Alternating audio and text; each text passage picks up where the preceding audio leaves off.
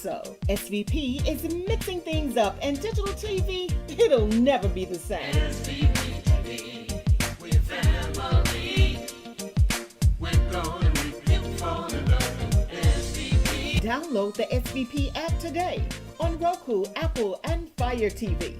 Watch us. You know why? We're gonna make you fall in love with SVP TV. Welcome to Couch Convo with Coach Karla, where we discuss current events and life issues and give you tips, tools, and solutions to help make your life better. Welcome to our audience. Thank you for joining us. I am joined here with my special guest, Melissa Tabor. She is the CEO of Community Health Partners. Thank you so much for coming, Melissa. Hi, Carla. Thanks for having me. I'm so excited to be here on your initial show. Congratulations. You look so pretty. Thank you so much. Melissa is representing in her Community Health Partners t-shirt. I love it. Yeah. Okay, that's cute. The little nurse with the little nurse helping the people. Okay, I love it. Wait. Did you see the heart? That's a I heart. didn't notice that. Did you notice the heart? Okay, it's a heart-shaped, what do we call those things? Stethoscope? Heart-shaped stethoscope. Okay. Y'all say that real fast at home and see, can you do it? So let me let everybody, first of all, this is our first show. So for those of you who don't know me, I've been doing the show Couch Convo with Coach Karla on Facebook for the past 3 years. I was also on some other platforms, but now we are on Comcast as well as the SVP TV network, and we are so excited to be here. I am a licensed therapist as well as a life coach. I enjoy helping people and just getting information to the people so that everybody can have everything that we need and enjoy life, because that's what we're here for. Tonight, we want to get into some things that are happening now. We cannot go forward without talking about this Lizzo situation. How are you feeling about the Lizzo allegations, Melissa? So, Carla, I have so many emotions running through. So, because everybody knows me, knows I have to get in the weeds, and I need details and I need facts, right? Because first, we got to look at it from both sides. Right. Because first, when I heard about it, I got to put myself in Lizzo position. You know what? Lizzo, did you really do this? A, number one, right? And B, number two, are we just dealing with some disgruntled employees, right? Right. And so that's what I'm trying to work through in my head. And so that's the different scenarios that I'm playing out. Yeah. And because, you know, Miss Lizzo, AKA Melissa, and I love her name, so y'all know I got to try to defend Miss Melissa. So Miss Lizzo, you know, when we look at it, is this the first offense, or can we look back and say, as she began to come into her own, Wow. her assertive personality just came out? Okay. Or is it that she was just thrust upon her and she don't know how to handle it? Well, I'm a big Lizzo fan, and so I want everybody to know that I have that, you know, in the wind. And so I really don't want the allegations to be true. I just don't want it to be true. And what I'm looking at is the fact that they were fired employees, and Lizzo is saying that there were some other things that were going on. You know, I want to believe that those allegations are not true because, you know, Lizzo really ushered in body positivity. She's addressed fat shaming, and she has really changed the plus size industry, you know, and helped usher in a lot of positivity. She even has the plus size line, Yitty. And in fact, she even has a song in the Barbie movie. We're going to talk about Barbie a little bit later. Okay. But I think that one of the first issues that I have, you know, when I was listening to the allegations, the young ladies are using words like, it seemed like she fired us because we gained weight, or it probably was. And I don't like those iffy words that they're using. If you're going to bring up those types of allegations and in fact sue somebody, I need for you to be using words of certainty. Right. She did this, she did that. And so I don't really like the fact that they're actually on national platforms sitting right next to their attorney using words like seemed and probably, because I wouldn't even feel comfortable saying that. Well, which goes to my B. Are we just really talking about disgruntled employees, right? Right. So just, you know what? Just give me the facts. Just give me the dates, the time, and the place, and the witnesses. Because sometimes in the midst of doing things, somebody can say something simple, right? You're not having a good day, right? Right. And you misinterpret what that person said, Okay. right? Right. Now, they may have meant to say turquoise, but they say turkey. Okay. Right. Okay. Turkey ain't no color. We talk, you know, you just, right? Yeah. And it goes from one extent to the next extent. You know, it may not be the sexual, but it just goes to that extent. So with some of these employees and talking about this fat shaming and this weight gaining, you know, that's all y'all got. You really want us to believe that she fired y'all because y'all gained weight, and y'all really want us to believe that? And I mean, you know, if you look at the show, there are all of the dancers are plus size women. So I can't imagine what amount of weight it would have been that they would have been fired for. Now, one thing that I noticed as the ladies had their allegations and they were talking about it, they mentioned some of Lizzo's body language, and they talked about her balling up her fists and coming towards them. But if you've really paid attention to Lizzo, she does that when she's talking and she's making emphasis on her on what she's saying anyway. And so the phrase that they talked about is that Lizzo said that it seemed, well, no, she didn't say it seemed, she was going towards one of the young ladies and she was saying, dancers get fired for losing weight. Well, that could be taken out of context. Yep. You know, That's exactly right. Lizzo could have been saying dancers get fired for losing weight in this industry, but you have an opportunity to do something different here. So we weren't there. You know, I don't know. I like to be there for people who've experienced sexual assault, truly, or even inappropriate behavior. But if Lizzo had her fist balled up, and you can go and watch the series for yourself. Okay. On I think it's on Amazon Prime. You can go and watch the series for yourself, and you'll see that when Lizzo talks, she does this a lot. You know, this is and you know, and she comes towards them, but it's not a threatening thing. She's just making her point. I'm trying to think of what that's called, because that's part of her communication style. Right. It's because, you know, you have those types of communications, so that is just part of her communication style. So when she get excited, right? Yes. She gets excited. She gets a little bit physical with her gestures. It's just certain gestures that she does when she gets excited. You know, like me, when, you know, I get excited, I get even louder, if that's even, people can believe that, right? Everybody does something different. Yeah, well, a lot of people do get louder when they get excited, and I use my hands. I don't ball my fists up, but I do use my hands when I'm talking. Now, what may happen for Lizzo is she may have to change her communication style when she's working with her dancers, and from now on in general, because I don't know how this is going to affect her career. Right, and so what happens is, it's one of those ones, she'll just have to treat those dancers as an unfortunate, right? Right. That we're going to make this a manager type, employee type thing, because in all instances, you can't always be their friend. You want to be your friend, you want to help you want to, you know, the best for everybody and make this a perfect world so everybody can be successful in this industry, because it's a hard industry to be in. So, you know, we got to stick together as a team, right? Right. It's a hard industry. But when you begin to have those internal struggles like this just goes to a lot of different other issues, right? Right. I'm not going to even go there, but I'm just not going to open that Pandora box yet. Okay, but you can open the Pandora's box. It's okay. Because But- you know what? I just want to throw out there, y'all a little jealous something. We can always throw that out there. Y'all a little jealous. Y'all try to throw some shade. Oh, because, yeah, see, absolutely.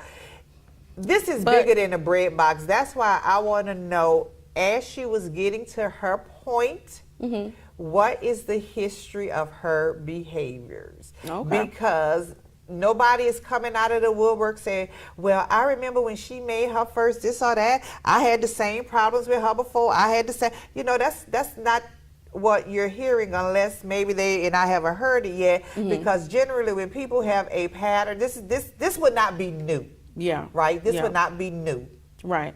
And more than anything, it's an opportunity perhaps for them to make money. I don't think we mentioned that. So that's really important because Lizzo is rich, and if I'm disgruntled, or even if there were some things that I wasn't happy about and I didn't say something about it when I was there, well, she's rich. Let me go file this lawsuit, see what I can get. Let's see what happens. And I mean, people do that every day. I would love to see the court filings to see what is their actual, like we just getting all this new stuff on the news, these actual court filings, what is their actual claim? Are they actually claiming defamation? Are they claiming wrongful termination? So now if you're saying she wrongfully terminated you, give me some definitives. Because Right. like you said, they weren't using definitives, right? Right. So what is their real claim? Yeah. Well, they said sexual assault. They said sexual assault and hostile work environment. That's what they mentioned that I know of.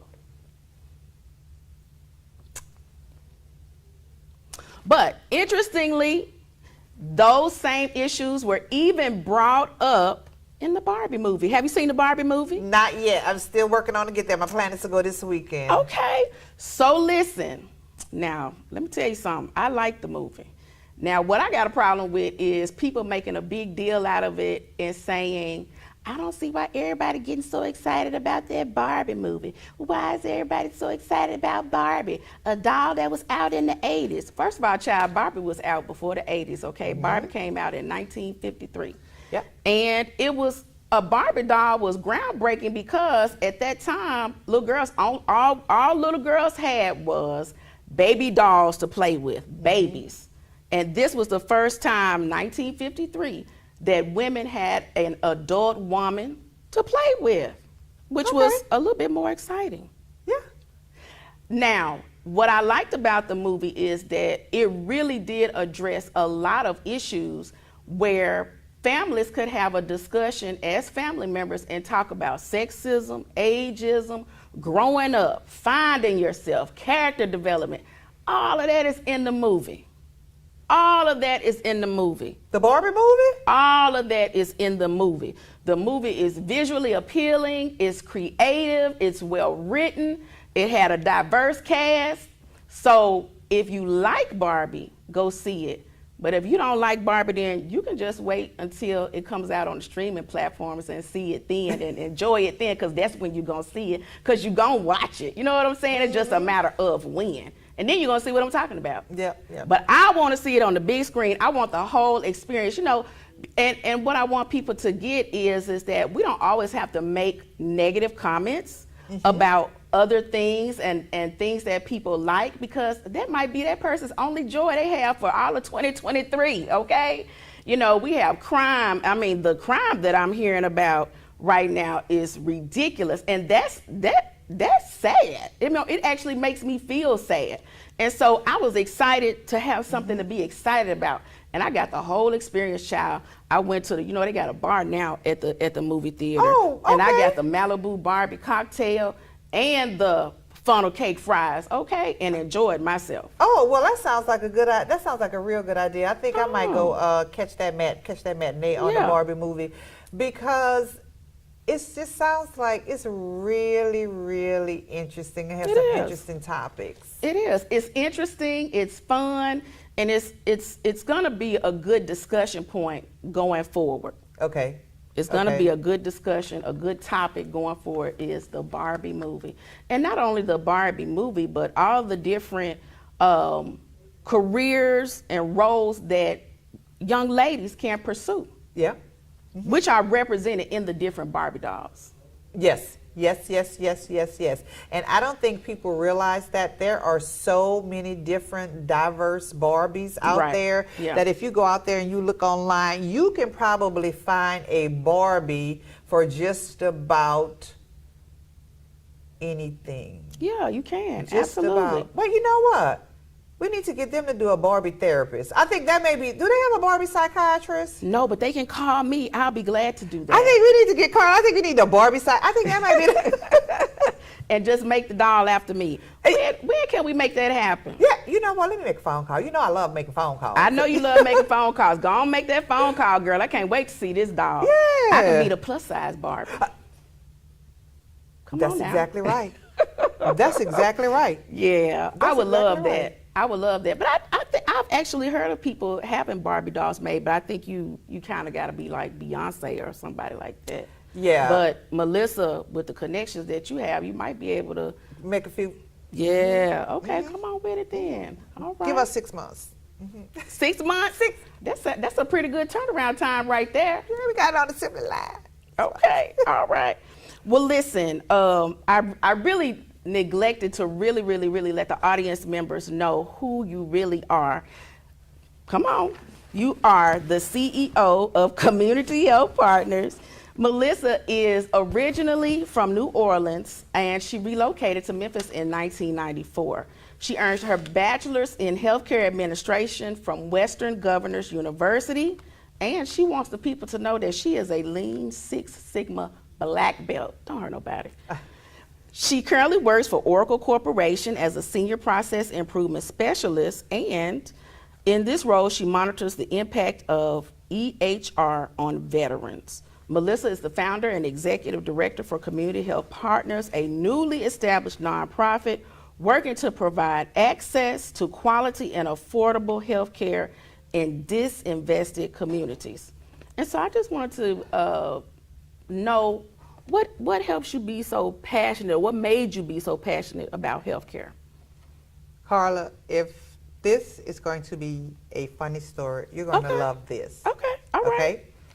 So my mom worked in healthcare as we were growing up, right? Mom worked in healthcare, and whenever somebody was sick, they were always at our house. So we can tell you, if my family watching, y'all getting ready to hear y'all name called out there, Consuela, Leslie, Jesse, this one. Whenever somebody was sick, they always came to live with us, right? And Mom took care of them until they, went back on.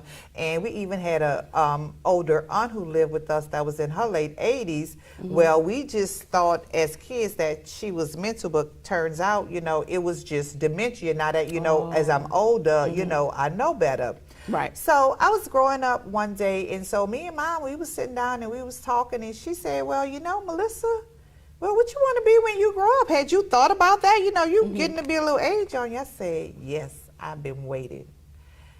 I say, Mom, I want to be a model. Okay. Okay, I know. I had big dreams. Barbizon was the thing back then. Y'all remember Barbizon, girl? I wanted to go to Barbizon school. I was going to be a Barbizon model. And she said, well, okay, baby, that's fine. But if that don't work out for you, I'm going to give you 2 careers. Okay. Okay. All right. She said, A, number 1, you go in healthcare, or B, number 2, you go in the mortuary service. Wow. Because there'll always be sick people, and sick people, unfortunately, gonna always pass away. Okay. So if you go in either one of those 2 careers, you professions, you'll have a career. Okay. Right.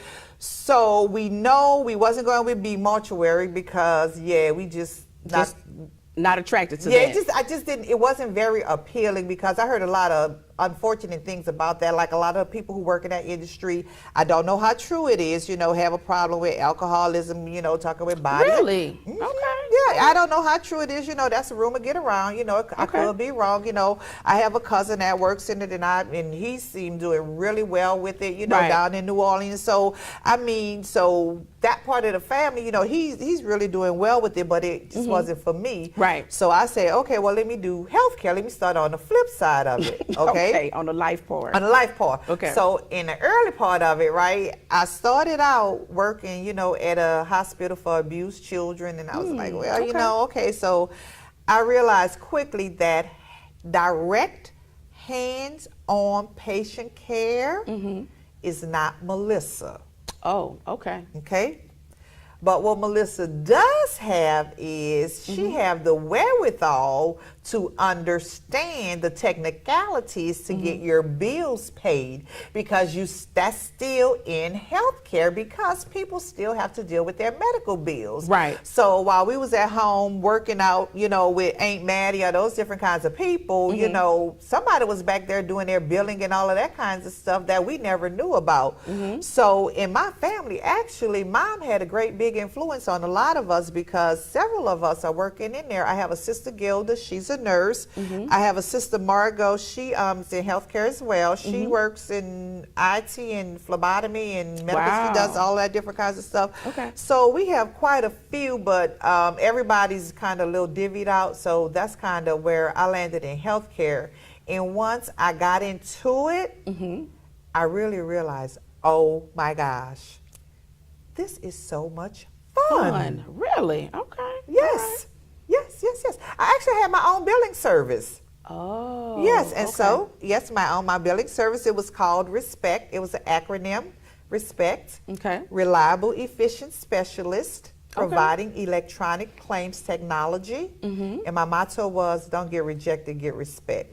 So, okay, then. yeah, I like that. No, it was fun. It was fun. Well, listen, if you find billing fun, I can pretty much say that that's probably a part of your calling and purpose, because there are not a lot of people who find that fun. And I can tell you, as a therapist and me having to do my claims myself, I hate it. I'm just gonna tell you. Oh my gosh, I love it. I just live and breathe. Okay, we need to get this bill down to zero. What is the problem? We cannot get this down to zero. Are there some hidden benefits? We need to find out, we need to dig in, and we need to investigate. Oh, okay. That's going on that, you know, is preventing this from getting down to zero. What's going on here? Oh, so you're on the good side where you get to try to help people save money. Oh, that's good. Okay. Yes. I Okay. love saving money. Yeah. Okay. And so you're saving patients money. That's awesome. Yes. So, and a lot of people don't realize that when certain things occur, so specific, let's talk specific, because it does help when we talk specific. So let's talk about if you go through the emergency room, right?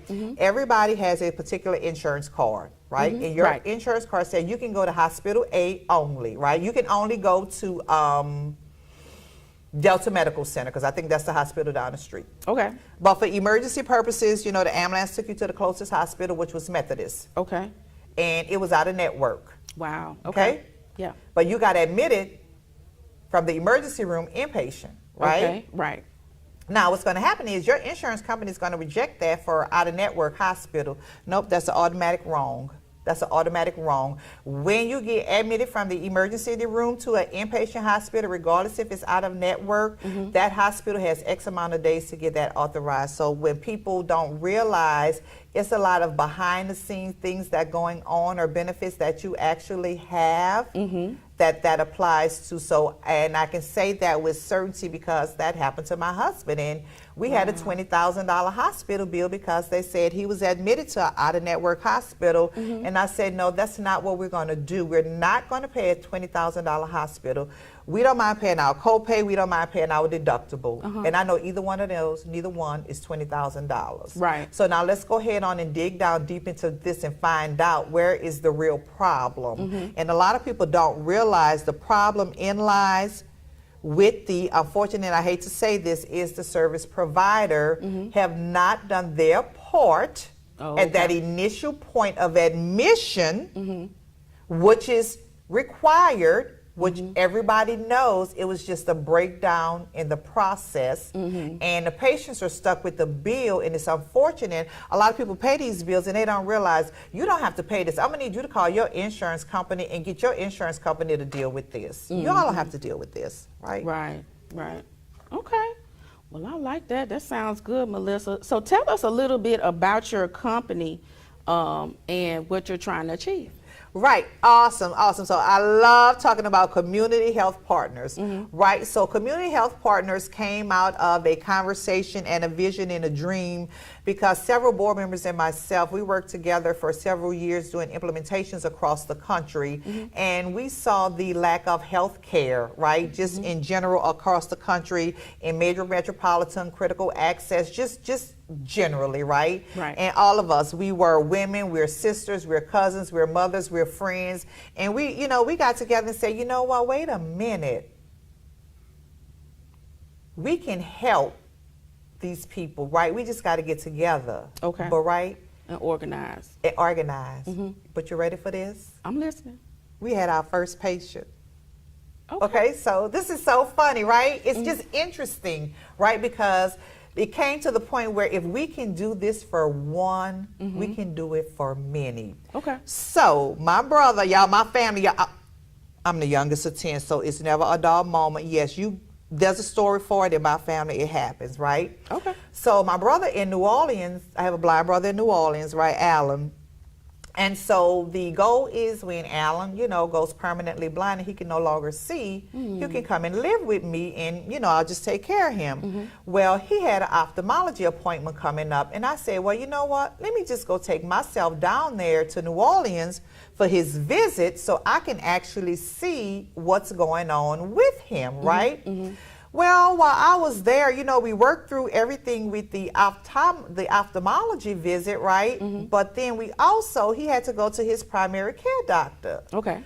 And so when we went to his primary care doctor, I walked in the door and immediately had a problem when I walked in the door because it wasn't clean. Oh, wow.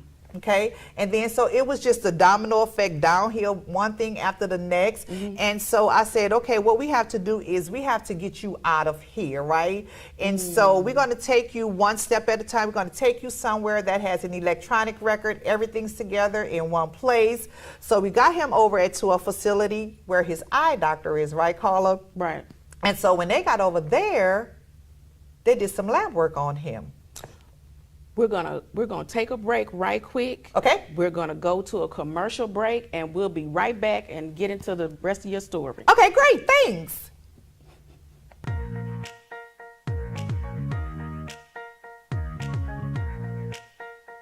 Hey folks, it's Issa Haddad here.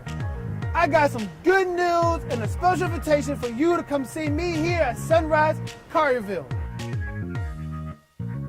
Come on down, check out my inventory with new, pre-owned, and certified vehicles to choose from. I can get you financed when no one else can.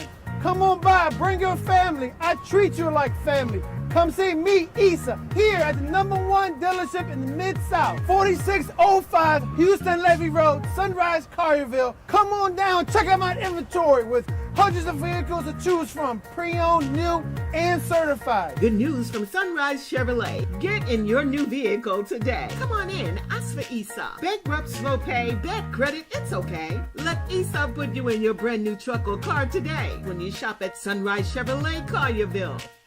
And don't forget, ask for me, Issa. Ladies, do you feel feminine during your feminine flow? Your monthly cycle, your period? Are you still suffering in silence? The suffering is over. It's time to choose Rain. Rain is an all-natural, premium sanitary napkin with 8 layers of cotton, high-grade polymers, graphene to help cut bacteria by 99.9%. Ladies, let's protect the most precious jewel in the world, you.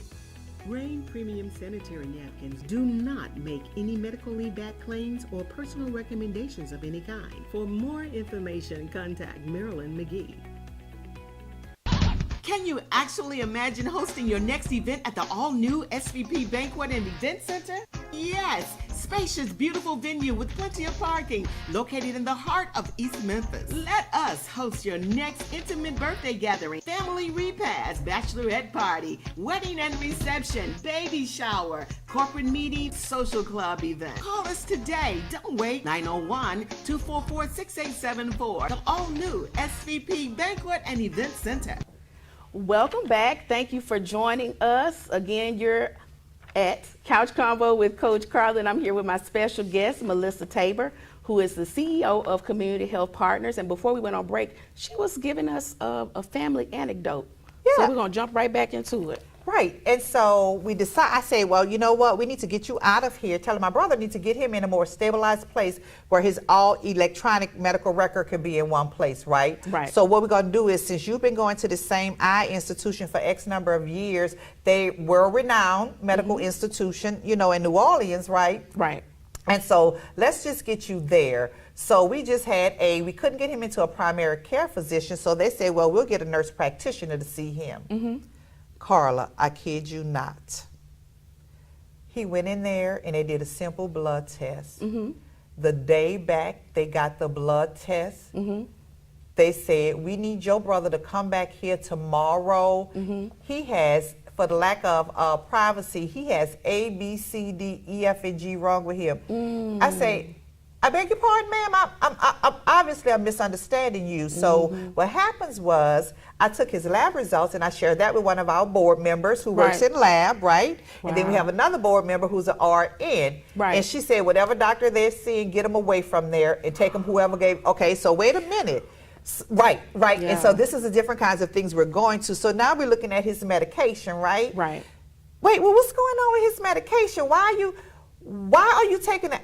I'm not a doctor. Right. I don't play one on TV. Therapy is your area. That's your bailiwick. It's not mine. Billing is my game. Yeah. But I do know nobody should be taking an antidepressant in the morning. You're going to sleep all day, baby. Right. Yeah. He's sleeping, you know, so his medicine all over, you know, it's all over the place.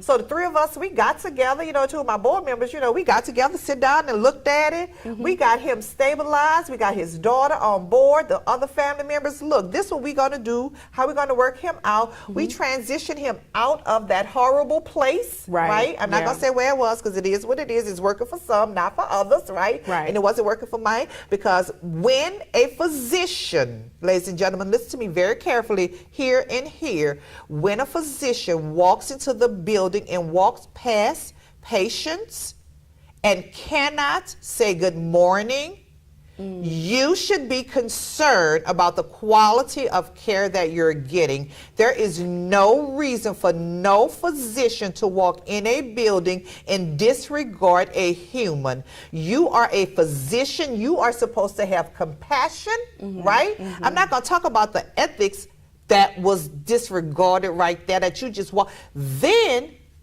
after we said good morning and call you by your name, oh no. Okay. Oh, you're saying that This all this happened with this physician. All this in this place. We got to get him out of here. We got to get him out of here. But you're saying that you spoke and he didn't speak back? Correct. Oh no. No. That's not okay. Correct. Yeah.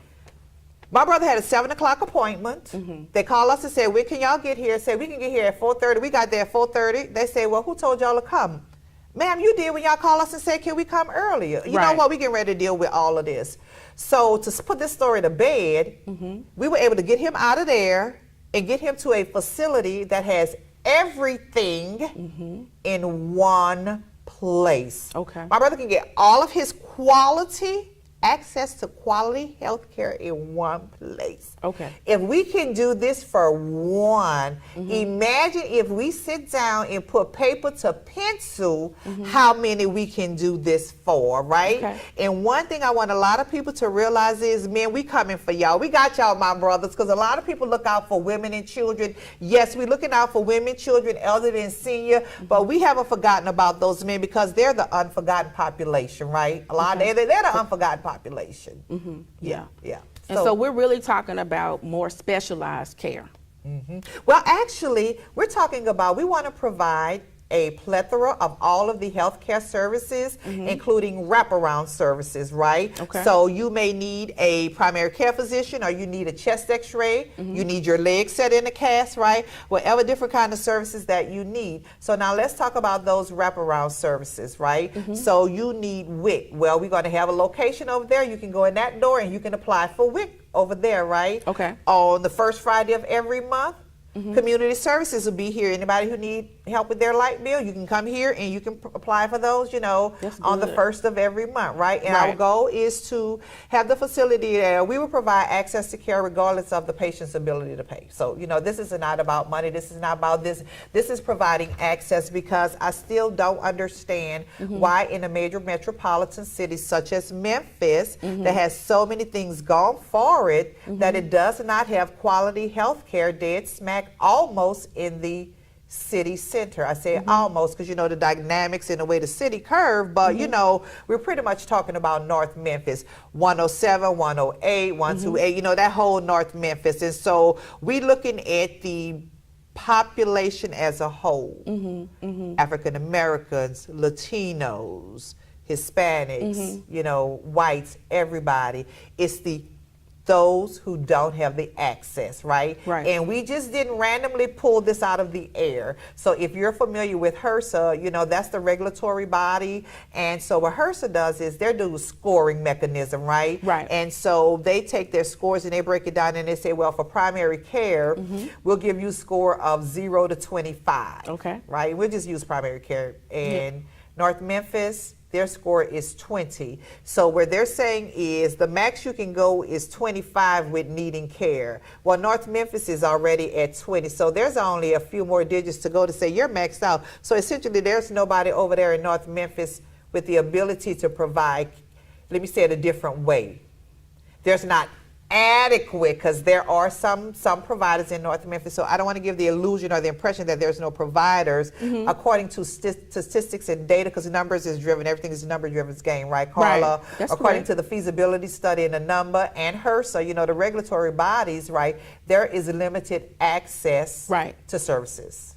Number one, and B number two, there's limited access with the type of providers. So even if there were healthcare providers, there's not enough Latino healthcare providers. So you got to double that. You got to double whammy there.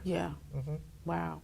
So we really need the service that we really as a city need the services that you're going to provide with community health partners. Correct. And so the goal is to have community outreach events, right? Such as the 10 Care Redetermination Fair we had last week, and then the Mental Health Awareness Affair we had in May. Until we actually get our physical building, we will host community outreach events and participate in community outreach events to make sure people understand what resources are available to them, how to access different things. Just because you don't know today, you know what? Maybe there's something we can share that can help you tomorrow. And just one thing that I just try to get everybody to understand, regardless to how much resources we give you or how much access we provide to you, the only thing we ask you to do is just move. We just want you to move. We just want you to do something. Pick up a phone call. Even if you don't come to the center, pick up the phone and say, hey, can y'all send somebody to pick me up? You did something. You moved. You picked up the phone. So that they're a part of the process. Yeah, part of the process. That's exactly right. Invested. So where are you on having a physical building? So we are waiting for, fingers crossed, so we are waiting for our grant to come through. For approval, because we applied for a grant for a 20,000 foot, we're looking at 20,000 foot square building.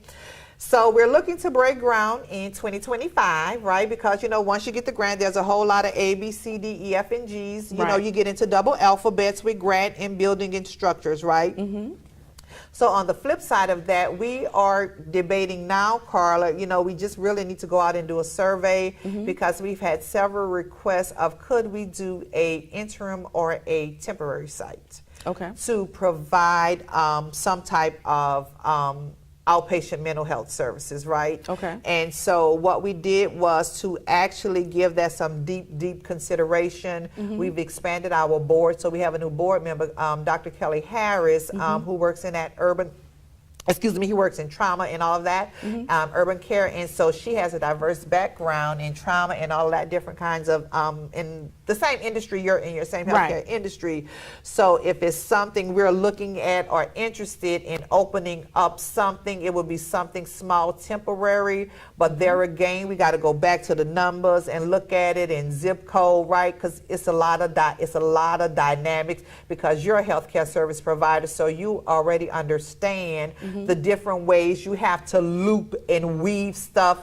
You're going to loop it over here, and then you're going to weave it over there, and well, that one didn't work. So, yeah. And I know, Kelly, we attended the University of Memphis together when we did our master's program. Yeah.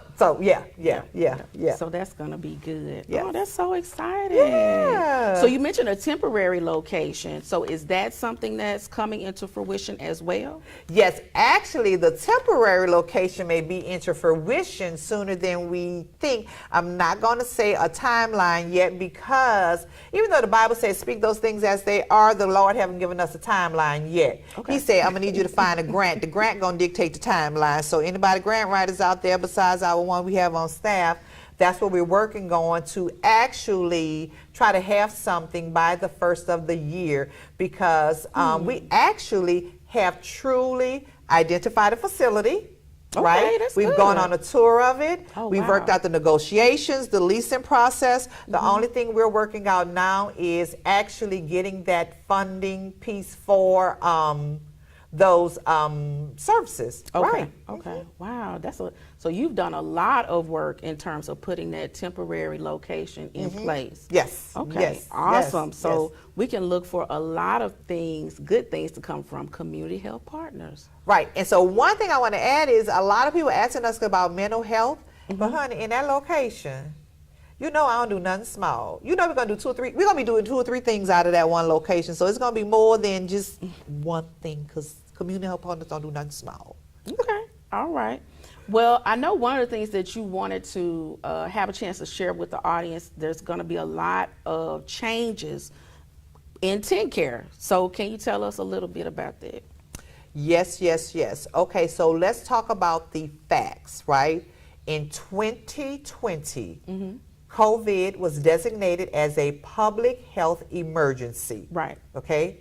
At that point, all required renewal for benefits across the board went on hold. We're going to put it on hold until the public health emergency ended. Okay. Okay? Government officially ended the public health emergency April 1st, Right. 2023. Okay? Which means now anybody who did not renew in 2020, 2021, or 2022, which was everyone because of the hold, Right. That means everyone is required to renew in 2023. Now, I have not found out the Tennessee numbers yet, but prior to coming here, Texas has maybe about 60% of people have been disenrolled for failure to return their packets. So what I want everybody to watch is, if you're looking at online or TV, this is not a Tennessee thing, okay? This is a continental United States of America issue, okay? Stay with me, people. When the federal government declared a public health emergency, it was declared across the continental United States of America. Therefore, benefits went on hold across the continental United States of America, right? When it ended, right? Because I want to make sure, I want to say it in the simplest form, right? So everybody understands it. When it ended across the continental United States of America, right? Understand this. They will not call you. Wow. They will not send you an email. They will send you a letter to the last address on file. If you move while COVID, if you move between March 2020 and April 1st, 2023, and you were a recipient of Medicaid or TennCare benefits, whatever letter was on file, whatever address was on file, that, Karla, is where your letter has been sent to. Right. Okay? Now, you have 40 days from the date of that letter. So if you got a letter in April, then that means you've lost your benefits if you did not renew in May. Okay. So that was the purpose of our redetermination fair last week, Okay, right? right. So what our goal last week was, we had our redetermination fair on last Friday the 28th, and what we did is we brought in several different companies, the Tennessee Justice System, CECO, Children and Family Services, several different agencies that's their job is just to renew TennCare, right? Right. Okay, stay with me. Yeah. But it gets better. So if you come in the door, you have your letter, yay, you go over there, no you don't, you come over here, we'll pull it up and we'll help you get your renewal information. Right. Now, if you didn't have TennCare and you wanted to apply, you were able to apply right then there on the spot for TennCare. Okay, that's right? good, yeah. And so I don't think a lot of people are aware. You need to go to www.tenncareconnect.gov and check out your TennCare, because you will get 2 letters. You're going to get 1 letter saying you have X amount of days to re-enroll. Yeah. And if you don't reply, then you're going to get another letter saying this is your disenrolled date. Wow. Because you didn't move. Remember, I asked y'all to move. Remember, I just asked y'all to move. Remember, I just keep saying, just move.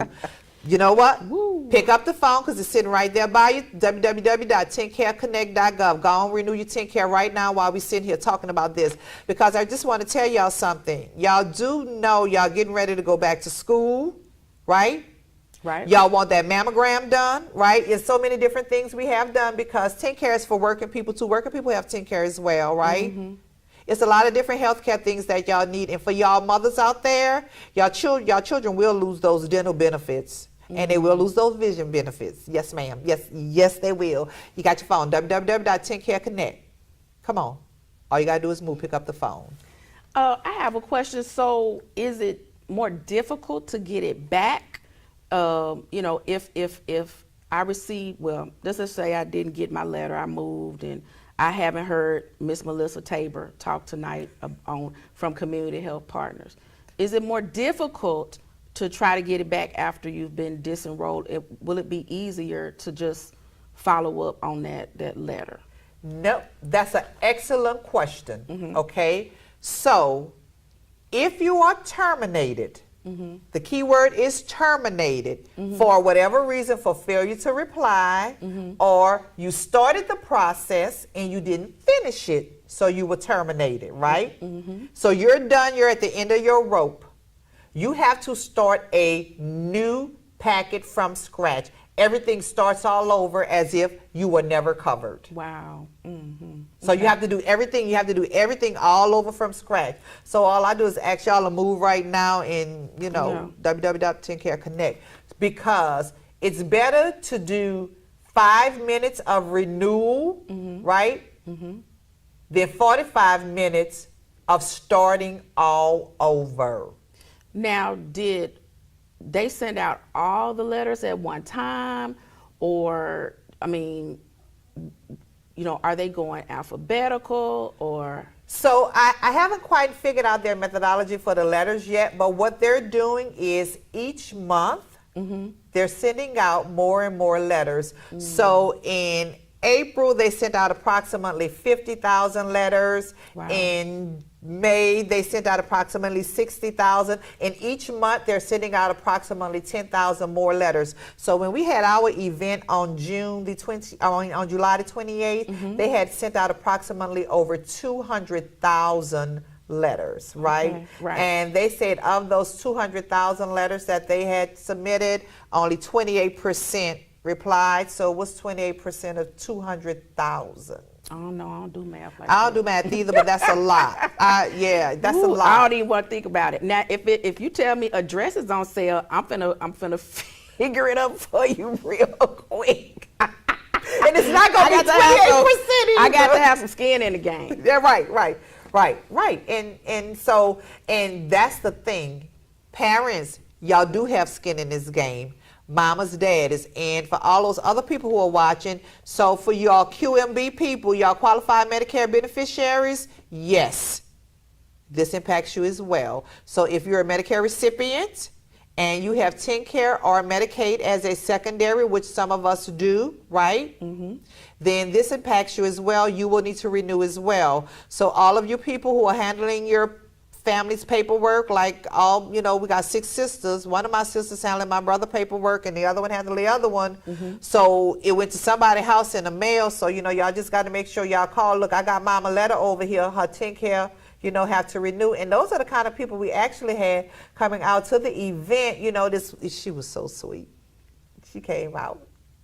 She said, if this DHS, I want to be part of no DHS. Oh, no, baby, this not DHS. Let me see that. Oh, no, this not DHS. This TennCare. Come on over here and get your...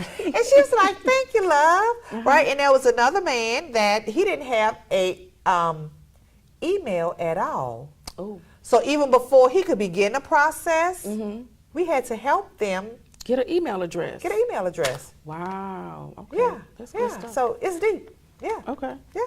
All right. Well, thank you so much for explaining all of that to us about the TennCare. So you all heard Melissa, those letters are going out. So that means, you know, and I don't know why, but a lot of people use different addresses. So that means y'all got to contact grandmama them, mama them, auntie, wherever your last address was listed and see, did you get that letter? And also, I guess if they want to be proactive, well, you mentioned that, they can just go ahead and go to their website. That's and exactly check right. on their status. Right. What So here's the upside about the website. When you go to the website, ladies and gentlemen, it will tell you either your renewal is past due, due, or when is expected the future date for it to be due. Right? Okay. Yeah. That's good. So, one of the other things that we talked about in terms of healthcare is telehealth. What's been your experience? Now, I do telehealth every day, but what's been your experience with telehealth? Okay, Carla, you're getting ready to age me now. You're getting ready to age me. You're getting Okay. ready to age me. I'm going to go ahead on and tell this story because people are not going to believe this, right? Okay, all right. Prior to coming to New Orleans, I used to work at LSU Eye Center, right? Okay, Right? okay. And the physician that I was working for was a orbital and oculoplastic surgeon. Okay, Right? yes. And so he deals with the eyeball. So, you know, like if you see people who have thyroid orbitopathy where their eyeballs are popping out, he would go in and fix their eyeballs. Or if somebody had a little eyelid sagging, call it, you know, like your eyelid droopy lid, Tosa's repair, you know, he would fix all of that. Well, Okay. because LSU Eye Center was a world-renowned teaching institute, right? The physician, Dr. DiLoretto, that I was working for, he was one of the few orbital and oculoplastic surgeons in the States. And so what he did was, I had experience with telehealth Okay. in the 1990s Oh, because Dr. DiLoretto back at LSU, way back then, I'm giving y'all some big props, yeah, way back when actually was seeing ophthalmology patients. Wow. Right? Okay. And it was interesting at that time because I couldn't process you are eye doctor and he's in another part of the state. Right. How can you see what's going on? But then that's when the epiphany hit. He's not a eye doctor. Can you see? Tell me what's on row 5. Tell me what's on row 6. He's an eye surgeon. Okay. Right? All right. Stay All with right. me, Carla. You following the story I'm now? following Stay you. with me. I'm following So, right then, he was actually looking at his patient and was able to see his visual fields because back then they didn't have, you know, scan. Back then, you know, they were still faxing. So they did his visual fields. So they faxed the visual field reports, right, to the doctor. So he had the visual field reports. And so now he's actually sitting there and looking at it. So my experience with telehealth was way back in 1992 and 93. That's amazing. That was amazing. Because I remember not getting email until I was in college at Fisk University, and that was like 1994, 1995. So that was really ahead of time to be doing telehealth that way. Right, because now remember, this is a world-renowned teaching institute, so you have physicians that was coming from all over the world to learn and train here, and so they were treating patients, just from all over the world. So they were always on the cutting edge or the cusp of the latest technology or the latest and greatest thing that was going on. So I actually got to see it in its infancy. Right. Yeah. And to see what it has become. Wow. Yeah. Because now we use it all the time. All the time. Well, Melissa, this has been so educational and informative.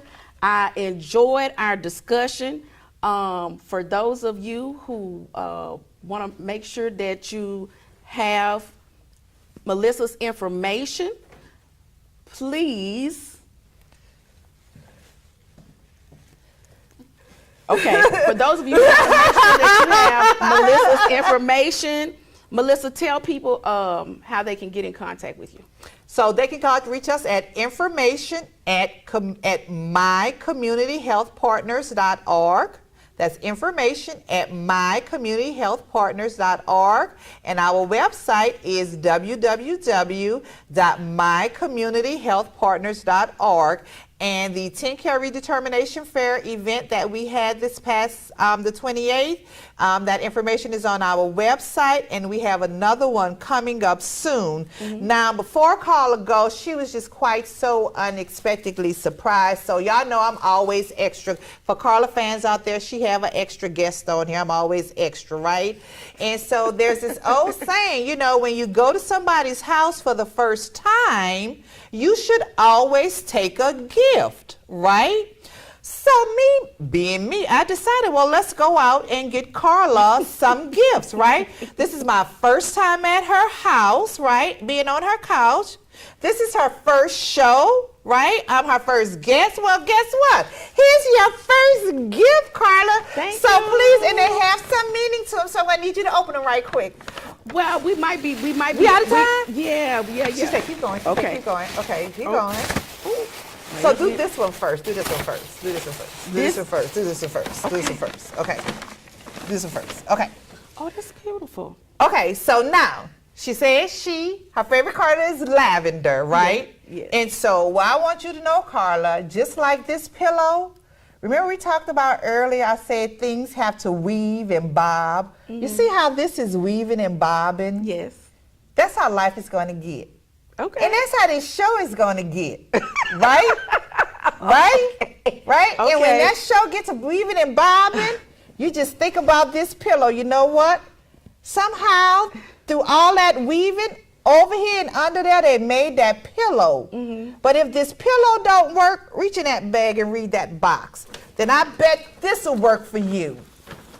Okay, you got this, girl. Oh, that's so good. And come back and join us again on Thursday nights at 7 p.m. And come back and join us again on Thursday nights at 7 p.m. on Comcast and the SVP TV app and Roku and Apple and Fire and all that good stuff. Because she got this. Ladies, do you feel feminine during your feminine flow? Your monthly cycle, your period? Are you still suffering in silence? The suffering is over. It's time to choose Rain.